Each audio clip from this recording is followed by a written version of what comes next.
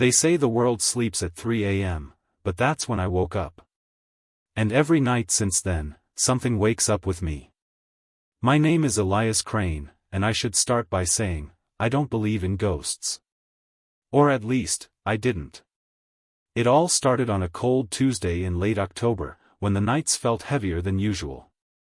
I just moved into a small countryside house outside of Ashbury Hollow, a town so small you could drive through it in 5 minutes and miss half of it if you blinked. The house was cheap, too cheap, and the real estate agent said it had been empty for a few years. She didn't say why, but her eyes darted toward the floor when I asked. I should have taken that as a sign. The first week was uneventful. The house was quiet, though a bit too quiet at night. The kind of quiet where you start hearing things that aren't there, your own heartbeat, the creak of old wood settling, the faint whisper of the wind sneaking through the cracks. I told myself it was all part of living alone again. After all, I'd left the city to get away from the noise. Then came the sound. It started faintly, like something shifting beneath the floorboards near my bed. A soft scratching, rhythmic, deliberate. I remember waking up that night to my alarm clock flashing 3 a.m. sharp. Dead hour, they call it. The hour when the veil between the living and the dead thins. The hour when the world forgets you exist. I got up, half asleep, thinking maybe it was a rat. The house was old, wooden floors, loose nails, cold drafts. But when I knelt and pressed my ear to the floor, the sound stopped. Complete silence. Not even the wind. I laughed it off, crawled back into bed, and tried to sleep. But just as my eyes began to close, the scratching returned, louder this time, moving, tracing a path directly beneath my bed. And then, just once, I heard a whisper, a single word spoken from below. Elias. I shot up so fast my heart nearly tore through my ribs. My mind scrambled for logic. Had I imagined it? Was I dreaming? But no dream could make the air that cold, could make the sound of my own name echo in my ears like that. For the rest of the night, I didn't move. I just sat there, blanket pulled to my chin, eyes fixed on the floor. The whisper never came again. But the scratching, it didn't stop until dawn. The next morning, I decided to investigate. I tore open the floorboards beneath my bed, expecting to find a rat's nest, maybe some pipes. But what I found wasn't that at all. There was a small hollow space, barely big enough to fit a person's torso. Inside it, I found a box. Old, wooden, its hinges rusted, its lid sealed with something that looked like melted wax. There were symbols carved into it, strange spirals and shapes that made my stomach twist just looking at them. I didn't open it. Not yet. I carried it to the living room and placed it on the table. The air felt different after that, thicker, colder. Even the sunlight that streamed through the curtains looked pale, sickly. That night, I made a mistake. I stayed up late, sitting on the couch, staring at the box. I don't know why. Maybe curiosity. Maybe fear. Maybe both. My eyes burned with exhaustion, and I remember glancing at the clock, 2:59 a.m. I blinked once. And when I opened my eyes again, every light in the house flickered and died. The clock froze on 3 a.m. The air turned heavy. And from somewhere deep inside the walls, the scratching started again. Only this time, it wasn't beneath the floor. It was inside the walls, behind me. Slowly, I turned my head. In the reflection of the window, I saw something standing in the darkness behind me. Its outline was wrong, distorted, like a shadow detached from its body. Its head tilted, unnaturally slow, as though it was listening to my heartbeat. And then, in a voice that didn't sound human, it whispered again. "Why did you move the box?" I don't remember what happened next. I must have blacked out, because the next thing I recall is waking up on the floor with the morning sun streaming in through the windows. The box was gone. The furniture was in the same place. Everything looked normal. Except for one thing. On the table where the box had been, someone, or something, had scratched into the wood, in letters jagged and uneven. Put it back. That was the first night, the first dead hour. And it was only the beginning. If the first night was a warning, the second was a promise. I didn't sleep after finding that message carved into my table. I couldn't. The words, "put it back," looped endlessly in my head like a curse. I tried to convince myself it was just my imagination, maybe some trick of sleep deprivation or stress. But deep down, I knew better. By the time evening came, I'd made a decision. I had to find that box again. I searched the house from top to bottom, under the floorboards, inside closets, even in the basement. But it was gone, as if it had never existed. The only proof was the carved warning on my table, and even that looked older now, as though it had been there for years. That's when I started noticing the mirrors. There were 3 in the house, one in the bathroom, one by the front door, and a tall one standing in the hallway near my bedroom. They all seemed ordinary during the day, but that night, they began to change. At exactly 3 a.m., the house seemed to exhale, a slow, shuddering breath that chilled the air. I didn't want to look, but I couldn't help it. My eyes drifted toward the hallway mirror, and for a moment, I saw something that wasn't me. My reflection smiled. I didn't. I stumbled back, nearly tripping over a chair. When I looked again, my reflection was normal, no smile, no distortion. Just me, pale and shaking. I tried to laugh it off, but it came out sounding like a sob. Then the bathroom door creaked open. The light flickered, and in the brief flash of illumination, I saw my reflection again, only this time, it didn't move when I did. It just stood there, staring. Its head tilted slightly, and its mouth opened in a slow, impossible grin that stretched too far. And then it whispered, in my voice but wrong, "He's still in the walls." The bulb exploded. I screamed. When the light went out, something brushed against my shoulder. Cold. Wet. Heavy. I ran. I didn't stop until I was outside on the front porch, gasping for breath. The night was unnaturally quiet, no wind, no crickets, nothing. Only the faint echo of my own heartbeat. I glanced back at the house, and in the upstairs window, I saw a figure watching me. Not moving. Not blinking. Just watching. I didn't go back inside until dawn. The next day, I tried to rationalize it again. Sleep paralysis. Hallucinations. Stress. I even considered calling someone, maybe a priest, maybe a psychiatrist, but how do you explain something like this without sounding insane? I thought about leaving, but something wouldn't let me. It wasn't fear exactly. It was more like obligation.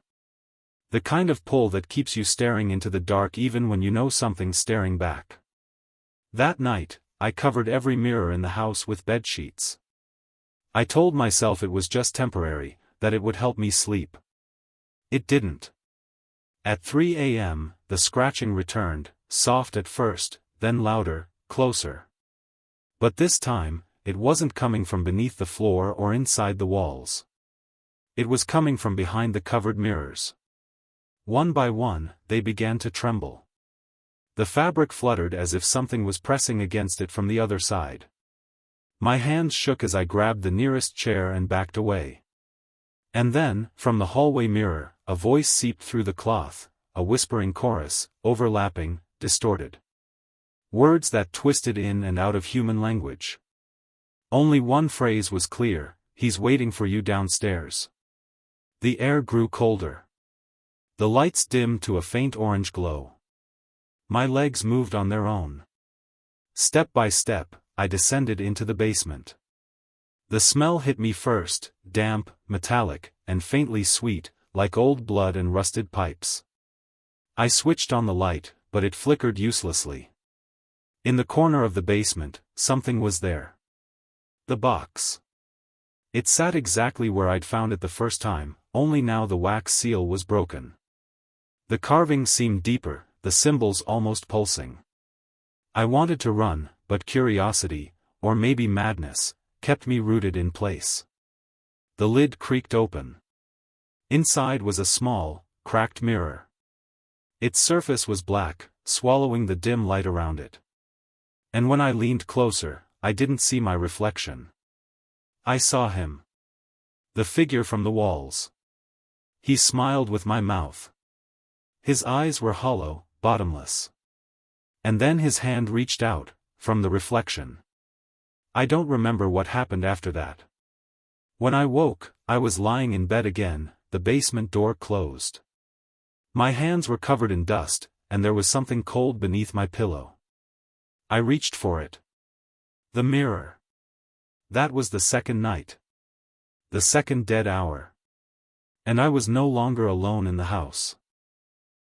I hadn't left the house in days. The curtains stayed drawn, the lights stayed dim, and every clock in the house was frozen at the same time, 3 a.m. It didn't matter if I replaced the batteries or plugged them in somewhere else. The moment the clock's hands reached 3, it would stop. The world, it seemed, had marked that hour as mine, and it wouldn't let me forget it. The mirror still lay under my pillow. I tried throwing it out, burying it, even smashing it once with a hammer. But every time I did, I'd wake up the next morning to find it back in the same place, cold and unbroken. Worse still, the reflection in it began to change. It no longer looked like me. The eyes were darker, hollowed. The skin too pale, the mouth too wide. And when I turned away, it didn't. It just kept staring, patient and smiling. I stopped sleeping altogether after that. That's when the knocking began. It was soft at first, a polite, almost hesitant knock on the front door. 3 slow taps. I froze, glancing at the clock. Of course, it was 3 a.m. I didn't move. Didn't breathe. The knocking came again, this time louder. I stepped closer, my bare feet cold against the floorboards. When I peered through the peephole, there was no one there, only the fog that had rolled in thick and low, curling around the porch like a living thing. Then came the voice. Low. Whispering. Almost pleading. Elias, let me in. My heart slammed against my chest. I recognized that voice, it was mine. But slower. Deeper. Wrong. I stumbled back. The knocking grew urgent, heavier, as though fists were pounding against the wood from every direction. The windows rattled. The walls groaned. From the corners of the room, I could hear something breathing, slow, deliberate, mirroring my own rhythm. And then everything went quiet. Until I heard the front door unlock itself. I lunged forward, slammed the deadbolt back in place, and pressed my weight against the door. Something on the other side pushed back. Hard. The wood bowed inward, the hinges screamed, and through the narrow crack at the bottom, I saw it, a hand. Long, thin. Too pale to be alive. The nails were blackened, claw-like, scratching at the floor. It wasn't trying to break in. It was reaching for me. I screamed, shoved away from the door, and ran toward the stairs. The lights flickered, each bulb bursting as I passed beneath it. The entire house seemed to breathe in sync with me, every wall expanding, contracting, groaning like a living lung. At the top of the stairs, I turned back just once. And saw him. The thing standing in the doorway. Tall. Bent. Its head brushing the frame. It wore my face, but twisted, half-melted, like wax left too close to fire. The smile never changed, but its eyes were black voids, swirling as though something inside was alive, watching me from within. It tilted its head and whispered, almost tenderly. You shouldn't have opened the box. I don't remember running. I just remember waking up in the kitchen, curled on the floor, drenched in sweat. The door was locked again. The fog outside had lifted. But the marks remained, deep claw-like scratches carved into the wood. And the mirror? It was waiting for me on the kitchen table. When I picked it up, something moved behind my reflection, like a shadow darting across a lightless room. I blinked, leaned closer. The reflection smiled again. But this time, its mouth moved without sound.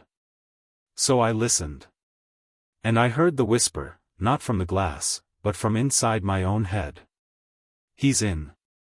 That night, I tried to leave the house. My car wouldn't start. My phone displayed nothing but static. Every time I tried to step outside, the air grew colder, thicker, as if the fog itself was pushing me back. By dawn, I gave up. I sat in the living room, staring at the window, and for a brief second, I thought I saw someone standing out there in the distance. A man. Watching me. Only when the sun rose higher did I realize he wasn't standing on the ground. He was standing in the reflection of the window, inside the glass, not outside it. And when I looked again, he was closer. Closer. Closer, until his lips brushed the inside of the glass and I could read what he was mouthing. Tonight, you open the door. That was the third night. The third dead hour. And for the first time, I understood something dreadful. The figure in the mirror wasn't trying to haunt me. It was trying to replace me. You never really notice when reality starts to slip. It doesn't happen all at once, it happens slowly, quietly, like rot beneath the floorboards. By the time you realize something's wrong, it's already inside the walls. Inside you. That's what the fourth night felt like. I spent the day trying to keep busy. I boarded up the windows, smashed every mirror I could find, and sealed the cracks in the walls with tape. I didn't eat. I didn't sleep. I just waited, for the inevitable moment when the clock would strike 3 a.m. and everything would begin again. But this time, it started early. At 2:57, the house began to hum. A deep, vibrating tone, like 1,000 distant voices murmuring under their breath. Every light flickered in rhythm, every shadow swayed, and from somewhere behind the walls came that same, familiar scratching. Only now, it wasn't random. It was writing. Over and over, in the rhythm of the scratches, I could hear the pattern forming, 3 short, 1 long, 3 short again. It took me a moment to understand. It wasn't random noise. It was Morse code. And it spelled one word, open. I told myself not to move. Not to listen. Not to let it in. But curiosity has always been my curse. Against every instinct screaming inside me, I reached for the mirror on the table, the one that always came back, no matter how far I tried to throw it away. When I looked this time, the reflection wasn't my house. It was the other side of it. A version of my living room, but drenched in darkness. The air looked thick, like smoke swirling underwater. And in the center of that reflection stood him. My reflection. But older. Broken. Eyes like hollow wells. He raised a finger and pointed to the front door. Then his lips moved. You have to open it, Elias. You have to let me in, or I'll let myself out. Before I could blink, the mirror cracked, just once, clean and sharp, splitting his face down the middle. I dropped it and stumbled backward. Every wall in the house seemed to come alive, pulsing, breathing, whispering my name in dozens of overlapping voices. I ran for the door, not because I wanted to let him in, but because I wanted to end it. Maybe if I faced it, it would stop. The moment my hand touched the knob, the whispering stopped. The silence was worse. The air grew thick enough to choke on, and behind me, I heard the soft click of a footstep. Then another. Slow. Deliberate. Coming closer. I turned my head just enough to see him standing there, my reflection, but this time he wasn't behind the glass. He was in the house. His body flickered, like an old film reel burning in a projector. His movements were jerky, unnatural, as if every frame of reality around him was slightly out of sync. And when he spoke, his voice came from every direction at once. "You broke the seal." I stumbled back, slamming into the wall. The mirror shards on the floor began to tremble, each one showing a slightly different version of me, some screaming, some crying, some laughing. He took a step forward, and with each step, the room grew darker. He was absorbing the light. Absorbing me. My voice shook. "What do you want?" He tilted his head, that same slow, deliberate motion. "Balance," he said. Then, almost kindly, "One must stay. One must go." Before I could respond, he lunged. The impact knocked me backward through the doorway, and for a heartbeat, I didn't know which side of the glass I was on anymore. The air shimmered like water. The world bent and twisted, colors bleeding into each other, reality flickering between two worlds, the living and the reflected. I screamed as his hands gripped my face, pulling, dragging me toward the mirror. My fingers clawed at the floor, splinters digging into my skin, but it was useless. The reflection was stronger. The glass rippled beneath me like liquid as my vision began to fade. The last thing I remember was his whisper, right next to my ear. "It's your turn to watch." Then, nothing. Just darkness. I woke to sunlight streaming through the window. The house was silent. Peaceful, even. For a moment, I thought it was over. But when I walked past the hallway mirror, the one I had shattered, I saw myself in it again. Only, it wasn't following my movements. My reflection was standing still. And then it smiled. If you're watching this, if you've made it this far, I need you to listen carefully. Don't ever open a box you didn't bury. Don't ever look into a mirror at 3 a.m. And if your reflection ever smiles, first run. Because the dead hour never ends. It just waits for you to look back.